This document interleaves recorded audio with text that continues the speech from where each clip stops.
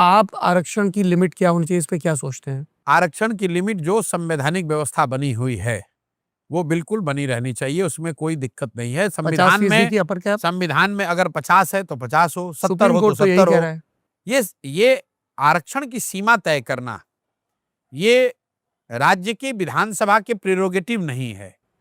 ये देश की संसद को तय करना है, देश की सुप्रीम कोर्ट को तय करना है। जो भी वो व्यवस्था बनाए उसमें हमारी सहमति है।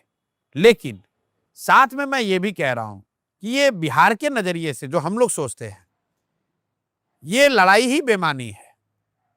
ये जो नौकरियों में आरक्षण की बात है जी, बिहार में कुल 2% लोग ही सरकारी नौकरी करते हैं। तो आप मुझे बताइए कि अगर उसमें 100% भी आप आरक्षण कर देंगे तो भी 98% समाज के लोगों को तो कोई फायदा नहीं होने वाला है।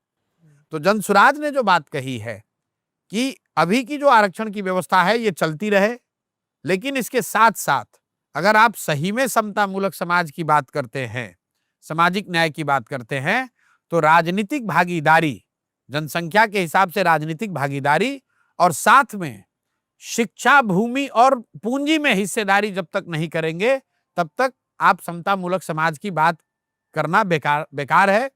क्योंकि आज जैसे आप देख लीजिए, मैं क्यों कह रहा हूं बात शिक्षा की। अभी आरक्षण की व्यवस्था दलितों के लिए बनी हुई है आजादी के बाद से, दलित समाज के लोगों के लिए।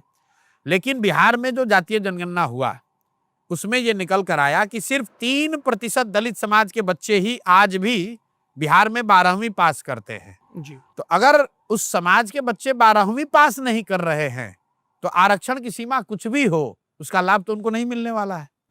इसी तरीके से अति पिछड़ा और मुस्लिम समाज के जो लोग हैं, 7% से कम अति पिछड़ा और मुस्लिम समाज के लोग ही बिहार में 12वीं पास कर रहे हैं। जी। तो आरक्षण की सीमा चाहे 50 हो या 65 हो, उसका लाभ सिर्फ चंद परिवारों को ही मिल रहा है।